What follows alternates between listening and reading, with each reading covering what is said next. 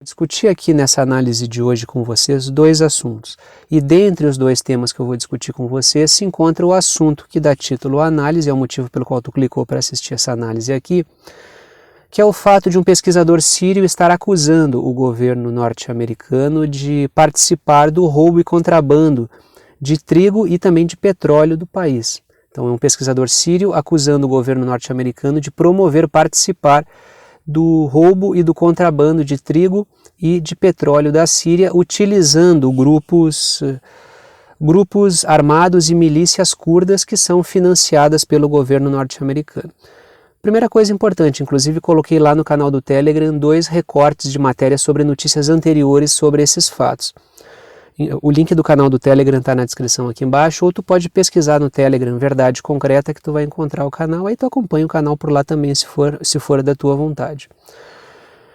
Qual é o ponto principal aí? Uma das matérias que eu coloquei lá no canal do Telegram falava a respeito do governo norte-americano pagando milícias curdas para colocarem fogo em plantações de trigo, ou seja, atacando a soberania alimentar da Síria. A outra matéria que eu coloquei lá no canal do Telegram era um recorte falando do envio de sementes dos Estados Unidos para a Síria para combater a fome. Só que segundo o governo sírio, quando ele recebeu essas sementes, acho que era de trigo, se eu não me engano. Quando o governo sírio recebeu essas sementes e fez pesquisa sobre essas sementes, percebeu que essas sementes enviadas pelo governo norte-americano eram sementes que seriam nocivas para a agricultura síria, ou seja, mandou uma espécie de cavalo de Troia agrícola para destruir ainda mais a agricultura síria. Então, o que a gente percebe quando a gente aborda a questão da soberania alimentar síria é que tu tinha uma realidade antes da intervenção norte-americana dentro da Síria e tu passou a ter uma realidade completamente diferente depois da intervenção norte-americana na Síria. Antes da intervenção norte-americana na Síria, a Síria tinha soberania alimentar e tinha, inclusive, autossuficiência na questão do trigo. Após a intervenção norte-americana na Síria, a Síria não tem mais isso. Então, este tema que eu vou discutir com vocês aqui hoje, quando eu entrar nos meus 6 pontos, é um daqueles temas que assim, para quem tem um pingo de sensibilidade e para quem não está completamente sequestrado pela propaganda atlanticista, é aquele tipo de tema que desperta um ódio bem grande dentro da gente, porque é um país que foi completamente destroçado por uma intervenção estrangeira, não teve a sua soberania respeitada, tem grupos terroristas financiados pelo Ocidente atuando lá dentro, tu tem forças militares norte-americanas atuando lá dentro, tu tem uma bagunça generalizada dentro da Síria que não permite que o povo sírio encontre o caminho do desenvolvimento. Normalmente as intervenções estrangeiras servem justamente para isso, para evitar que um país, um povo, encontre o caminho do desenvolvimento e venha a concorrer com as nações centrais. Aqui no Brasil a gente é sabotado o tempo inteiro, então qual é o sentimento que um brasileiro deve ter em relação ao povo sírio? Um sentimento de fraternidade, porque a gente também é alvo de inúmeras sabotagens estrangeiras. A gente está sempre com os nossos recursos, o nosso petróleo, a Amazônia, sendo assediados pelo interesse estrangeiro. Então, o mínimo que a gente, como brasileiro, deve ter é um sentimento de fraternidade, de compreensão em relação à situação que a Síria vive. Então, quem tiver um pingo de sensibilidade, um pingo de sentimento de postura crítica em relação ao atlanticismo, vai compreender o nível de gravidade das discussões que eu vou fazer com vocês aqui hoje. Mas também vou discutir o outro tema, que é a questão da crise alimentar no mundo, então vou discutir com vocês dois temas. Essa acusação de um pesquisador sírio em relação ao comportamento dos Estados Unidos no que diz respeito ao trigo e ao petróleo da Síria, e o outro tema que eu vou discutir com vocês é o aumento do preço do açúcar e manobras protecionistas que vários países estão promovendo em relação também ao açúcar, então a tendência é de que o preço do açúcar comece a subir cada vez mais. Então é mais um produto alimentar que também está começando a ter o seu preço elevado por causa da crise que está acertando em cheio aí o mundo inteiro. Então, dos meus 6 pontos, os primeiros 3 eu vou discutir essa questão da crise no preço do açúcar, do aumento do preço do açúcar por causa da crise global. E o 4º, 5º e 6º ponto são sobre a questão da acusação do governo sírio em relação ao governo sírio não, de um pesquisador sírio em relação ao governo norte-americano. Mas o governo sírio já acusou várias vezes o governo norte-americano de fazer isso. Se tu parar para compreender o cenário e juntar esses dois temas que eu estou trazendo para discutir, tu vai perceber o quê? Tu vai entender mais ou menos o título que eu coloquei aí, que é: no meio de uma crise alimentar, os norte-americanos, o atlanticismo, rouba comida dos países. Então esse é o cenário. Semana passada ou semana retrasada, acho que foi semana retrasada, discuti aqui no canal o fato da Europa estar desviando, tá sequestrando o alimento da Ucrânia e acusando a Rússia de ser responsável pela fome no mundo. Então a grande tendência que nós temos nos próximos tempos é o quê? Os países centrais roubando alimento dos países que produzem alimentos e a população dos países mais pobres que dependem desses produtos que são produzidos em alguns países ficar sem comida enquanto os países ricos roubam esse alimento como um todo. Então a gente está falando aqui de um saque e rapina dos países produtores de alimentos e que impede que os produtos cheguem aos países que precisam bastante desses produtos, que são alguns países mais pobres. O continente africano e o Oriente Médio vão sofrer bastante com essa crise alimentar. Então, primeiro, segundo e terceiro pontos sobre a questão do açúcar, quarto, quinto e sexto ponto sobre a questão do roubo do trigo e do petróleo da Síria. E antes de eu entrar nesses dois temas aqui e aprofundar um pouquinho, né? É um canal, eu sempre trago notícias aqui, discuto brevemente os temas, mas é só para abrir a discussão, não é um canal que eu vou mergulhar, eu vou aprofundar, eu vou trazer... Eu costumo fazer isso quando eu trago artigos para discutir aqui no canal. Então, quando eu trago os artigos, eu fico discutindo só um tema, faço uma abordagem um pouco mais profunda. Mas quando eu trago essas matérias, essas notícias, eu pincelo os temas, aí eu jogo para vocês irem aí na rede atrás e se aprofundarem nesses assuntos. É só para a gente ficar atualizado sobre o que está acontecendo e discutir um pouquinho de geopolítica em cima disso. Mas antes de eu entrar nesses 6 pontos aqui e discutir esses dois temas, deixa eu falar a respeito de uma matéria que saiu do Wall Street Journal a respeito do governo norte-americano estar se propondo, através da figura do Lloyd Austin, que é o responsável pelo setor de defesa dos Estados Unidos, a se encontrar numa cúpula em Singapura com o responsável pelo setor de defesa chinês. Primeira coisa importante, tá? Esse encontro aí, ele aparentemente, pela matéria do Wall Street Journal, ele vai contra tudo aquilo. Então, quem lê essa matéria acaba refletindo o seguinte: parece que isso vai contra toda a ideia que os norte-americanos estão defendendo até então. E que defesa é essa que os norte-americanos estão fazendo até então? Que é a de hostilidade em relação à China. Só que o ponto principal dessa matéria do Wall Street Journal que apareceu aí, eu só vou pincelar esse assunto antes de entrar nos meus 6 pontos, é o fato de que o governo norte-americano está usando a mídia norte-americana, até porque a mídia norte-americana é um braço do governo dos Estados Unidos, é um braço de comunicação do governo dos Estados Unidos, é um aparelho de Estado, só que disfarçado de instituições privadas. Essa matéria serve para passar a impressão de que o governo norte-americano quer dialogar com a China, mas no final das contas o governo norte-americano ele quer passar uma aura de diplomático e quando na verdade ele está ampliando a tensão em relação à China. Quanto mais as hostilidades acontecerem no campo concreto, tanto é que tu vê os Estados Unidos tentando conversar com todos os vizinhos da China para conseguir fazer um movimento para isolar a China no continente, na sua região, enquanto faz isso por um lado, por outro, em matérias da mídia, fala que quer sentar para conversar com a China. Não esqueçam, foi a mesma coisa que o governo norte-americano fez em relação à Rússia. Teve conversa do Putin com o Biden, o governo norte-americano fez a propaganda de que queria dialogar com o governo russo, que queria paz no mundo, e enquanto ele fazia isso na frente das câmeras, estimulava a hostilidade nos acordos, nos encontros, financiava o governo ucraniano para que o governo ucraniano gerasse problemas e desestabilizasse a região do leste europeu. Então é preciso observar com algum cuidado essas manobras, né? Que uma coisa é a propaganda, outra coisa é o que está acontecendo concretamente. Tanto é que no que diz respeito à Rússia aconteceu exatamente o mesmo. Hostilizava na prática, mas na teoria, diante da mídia, queria sentar para conversar. Então vamos observar, porque a tendência que nós temos não é de um diálogo entre China e Estados Unidos. Tá? A situação concreta não aponta para uma pacificação dessa situação. Assim como eu falei aqui no canal, quando o Putin se encontrou com o Biden, de que isso não mudaria o cenário concreto, porque não era isso que estava dado materialmente, no que diz respeito à China e Estados Unidos, vai na mesma linha. Não é porque os Estados Unidos estão botando matéria no Wall Street Journal, que querem conversar com o responsável pelo setor de defesa chinês, que isso significa que a tensão vai reduzir. Estou falando isso porque algumas pessoas me perguntaram sobre esse tema aí, tá? Agora vamos entrar nos meus 6 pontos, as minhas 6 anotações que eu faço todos os dias, e vamos começar pela questão do açúcar. Isso envolve o Brasil também, o Brasil é um país exportador de açúcar.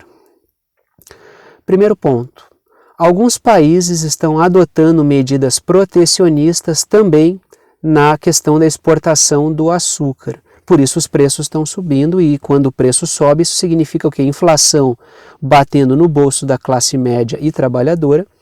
As pessoas que são pobres vão passar ainda mais fome e penúria do que já estão passando.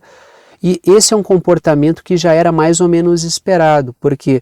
Porque diante de uma crise alimentar e uma crise da cadeia de suprimentos, os países, para abastecer as suas demandas internas ou o medo do desabastecimento interno, leva os países a adotar medidas de restringir as exportações. Só que isso leva a uma piora na cadeia de suprimentos global e isso leva à situação que a gente está vivendo hoje.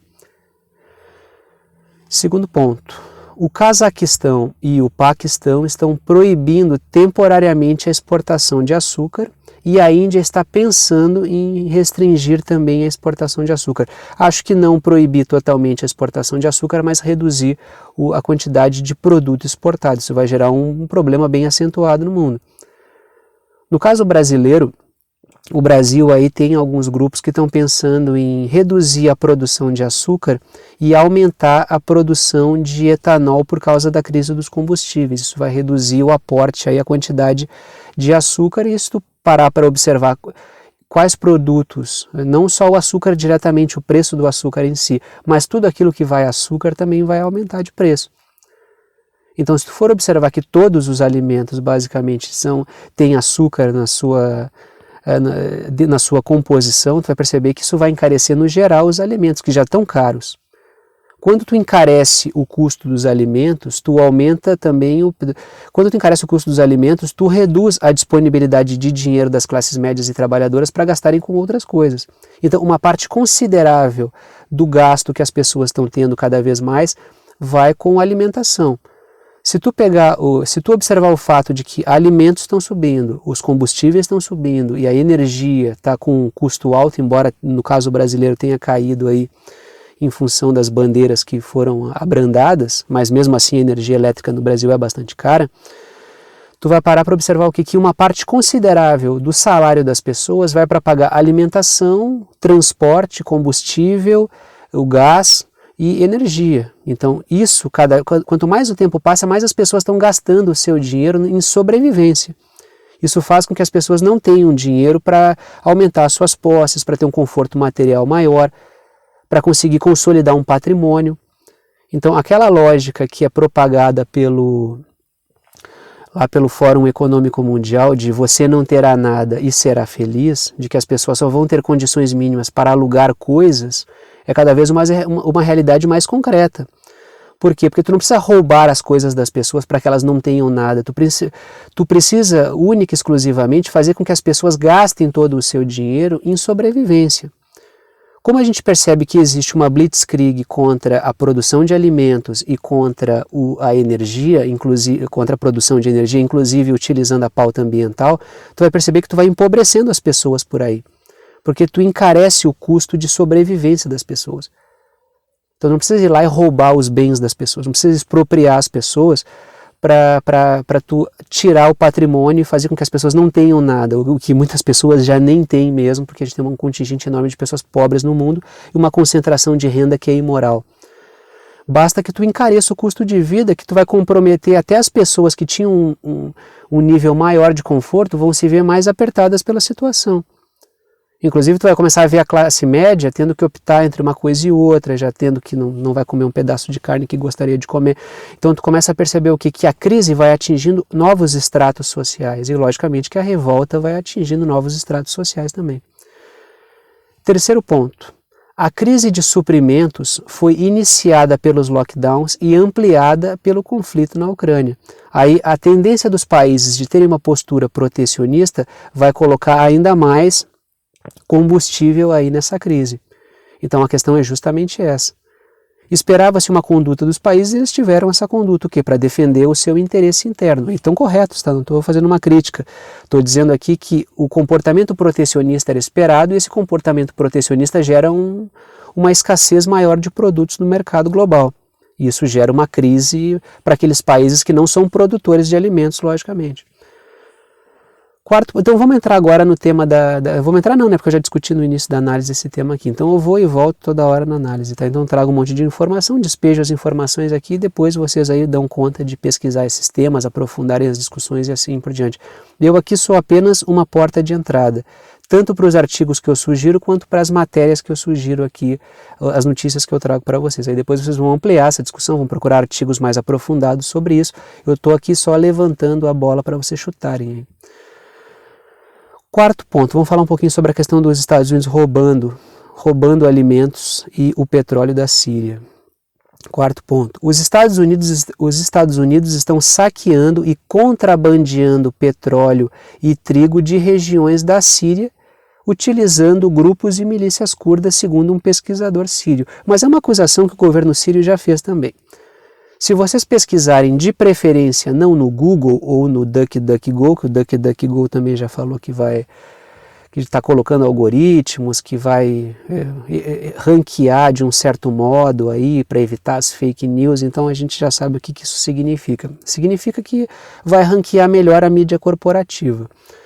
Se tu encontrar um outro mecanismo de pesquisa, eu quando quero encontrar essas coisas que são mais, digamos assim, que são mais antissistema, que são mais anti-imperialistas, anti-atlanticistas, anti-globalistas, eu pesquiso usando o Yandex, que é um mecanismo de pesquisa, ele também tem um navegador, se eu não me engano, e tu vai lá no Yandex e ele é como se fosse um Google, tá? Ele é um mecanismo de pesquisa que é russo, é uma empresa de tecnologia russa, então tu vai encontrar artigos mais fora do circuito, tá?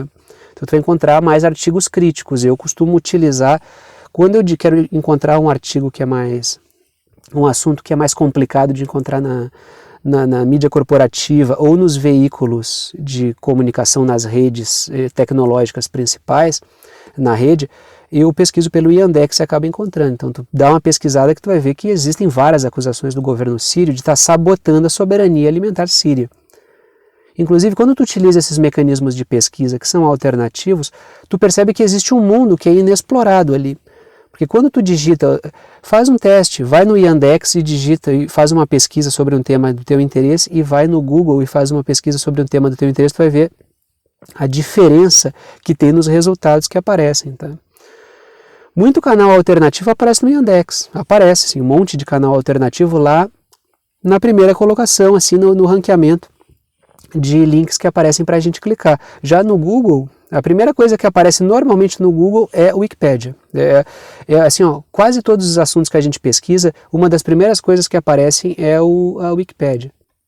Aí quando tu vai olhar por notícias, é sempre a mídia corporativa, então a coisa fica mais ou menos por aí. Quinto ponto. Antes dos Estados Unidos desestabilizarem a Síria, o país era autossuficiente em trigo, repito. Antes dos Estados Unidos desestabilizarem a Síria, isso a gente está falando aqui do conflito que atinge a Síria nos últimos anos, o país era autossuficiente em trigo. Então, era um país que produzia alimentos, consumia alimentos, evitava uma quantidade acentuada de pessoas com fome dentro do seu país. A Síria não só produzia, como ela tinha excedentes e exportava trigo. As sementes de trigo sírias são altamente qualificadas, as sementes nativas da Síria, e depois da bagunça que os norte-americanos levaram para dentro da Síria, a Síria perdeu essa condição de soberania alimentar. Tanto é que tem imagens, a Síria antes e depois dos norte-americanos se intrometerem lá. Então, o que acontece contra a Síria é um crime contra a humanidade. Logicamente que o discurso que tem em torno disso é que o governo do Bashar al-Assad é assassino, mata as pessoas, é ditatorial e assim por diante. Mas a grande verdade é, a Síria era um país estável antes dos norte-americanos se intrometerem e hoje não é mais. Sexto ponto, e esse ponto é importante. Não que os outros não sejam, tá? Mas trazendo uma reflexão para o caso da Ucrânia, né? Os Estados Unidos farão a mesma coisa com a Ucrânia.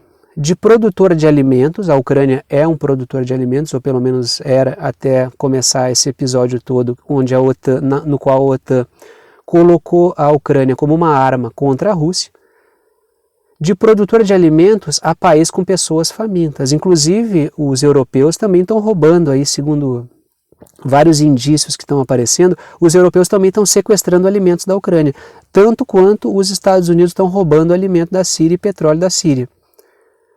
Então, esses episódios demonstram que o interesse transnacional, o interesse atlanticista é impedir que as nações se desenvolvam, tenham soberania alimentar, tenham independência, tenham um povo com uma cultura estabelecida e com uma economia baseada na história cultural daquele povo. Então, o interesse transnacional visa manter sempre as nações, a maior parte das nações desestabilizada para conseguir colocar ali os seus interesses. E a gente bem sabe, temos discutido aqui no canal, que existe um interesse enorme de corporações transnacionais alimentares, tanto é que eu discuti várias vezes aqui no canal sobre isso, capitalizando em cima da crise alimentar no mundo para promover um reset, para usar um termo aí do Fórum Econômico Mundial, no setor dos alimentos também. Produzir ecologicamente, inserindo a população local, alimentos de maior qualidade, que não emitem carbono. Todo esse discurso que está acontecendo aí, ele visa aumentar o monopólio das corporações transnacionais sobre o setor de alimentos. No final das contas, a questão é sempre essa.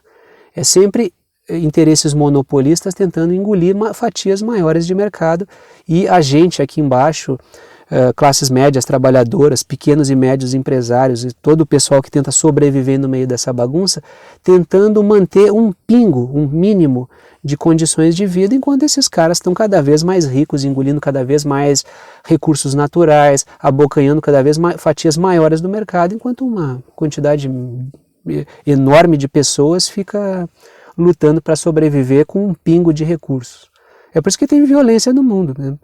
Basta tu olhar a quantidade de dinheiro que está concentrada na mão de poucos e tu vê os outros que estão saindo no tapa para disputar o resto que sobra, a gente entende exatamente o nível de hostilidade e loucura que o mundo vive.